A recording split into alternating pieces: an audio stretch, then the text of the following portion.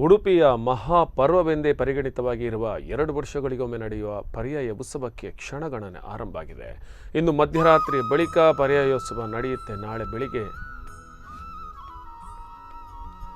ದರ್ಬಾರ್ ನಡೆಯುತ್ತೆ.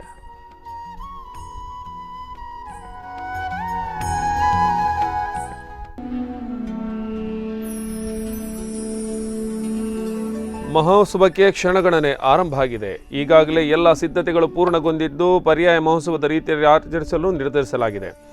ಆದರೂ ಮಠ ಹಾಗೂ ನಗರದ ಭದ್ರತೆಗಾಗಿ ಸಾವಿರಾರು ಪೊಲೀಸರು ನಿಯೋಜನೆಗೊಂಡಿದ್ದಾರೆ. ಹೊರ ಜಿಲ್ಲೆಗಳಿಂದಲೂ ಪೊಲೀಸರು ಉಡುಪಿಗೆ ಆಗಮಿಸಲಿದ್ದು ಉಡುಪಿ ಕೃಷ್ಣ ಮಠ ಹಾಗೂ ನಗರದ ಪ್ರಮುಖ ರಸ್ತೆಗಳಲ್ಲಿ ನಿಯೋಜನೆಗೊಂಡಿದ್ದಾರೆ. ಬಹು ನಿರೀಕ್ಷೆಯ ಧಾರ್ಮಿಕ ಉತ್ಸವ ನಾಡಹಬ್ಬ ಉಡುಪಿ ಪರ್ಯಾಯೋತ್ಸವವನ್ನು ಕೋವಿಡ್ ಹಿನ್ನೆಲೆಯಲ್ಲಿ ಅತಿ ಸರಳವಾಗಿ ನಡೆಸಲು ತೀರ್ಮಾನಿಸಿರುವುದಾಗಿ ಸಮಿತಿ ಕಾರ್ಯಾಧ್ಯಕ್ಷ ರಘುಪತಿ ಭಟ್ ಘೋಷಿಸಿದ್ದಾರೆ.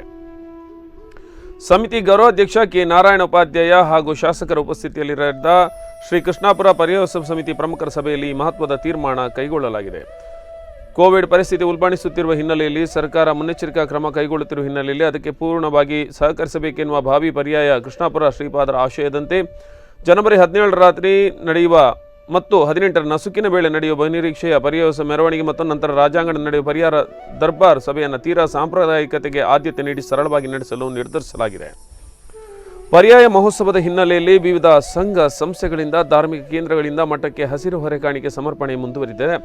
ಇಂದು ಮಟ್ಟುವಿನ ಗುಳ್ಳ ಬೆಳೆಗಾರದಿಂದ ಮಟ್ಟುಗುಳ್ಳ ಸಮರ್ಪಣೆ ನಡೆಯಿತು. ಸಂಸ್ಕೃತ ಕಾಲೇಜಿನಿಂದ ಮಟ್ಟುಗುಳ್ಳವನ್ನು ಹೊತ್ತು ಮೆರವಣಿಗೆ ನಡೆಯಿತು. 100 ಮಟ್ಟುಗುಳ್ಳ ಬೆಳೆಗಾರರು ಸಂಘದ ಸದಸ್ಯರು ಬುಟ್ಟಿಯಲ್ಲಿ ಮಟ್ಟುಗುಳ್ಳವನ್ನು ಹೊತ್ತು ಮಠಕ್ಕೆ ಸಮರ್ಪಿಸಿದರು.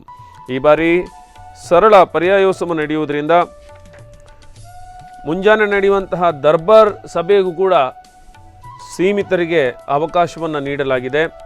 ಅದೇ ರೀತಿಯಾಗಿ ರಾತ್ರಿಯ ಸಂದರ್ಭದಲ್ಲೂ ಕೂಡ ಭಕ್ತರು ಸಹಕರಿಸುವಂತೆ ಪರ್ಯಾಯ ಸಮಿತಿ ವಿನಂತಿ ಮಾಡಿಕೊಂಡಿದೆ. ಎಲ್ಲ ಬಹುತೇಕ ಟ್ಯಾಬ್ಲೋಗಳನ್ನು ರದ್ದು ಮಾಡಲಾಗಿದ್ದು ಕೇವಲ ಪೌರಾಣಿಕ ದೃಶ್ಯಾವಳಿಗಳನ್ನೊಳಗೊಂಡ ಟ್ಯಾಬ್ಗಳು ಮಾತ್ರ ಬಾಕಿಯಾಗುತ್ತವೆ.